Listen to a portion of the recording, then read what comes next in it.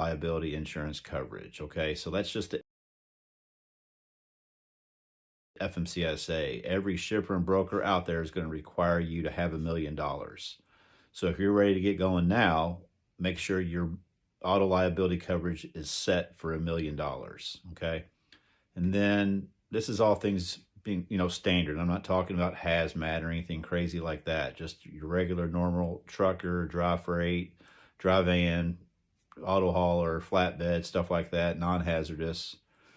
$1 million is going to do it. And then standard cargo is about $100,000 in cargo coverage. That's going to get most truckers are going to be able to get away with $100,000 in cargo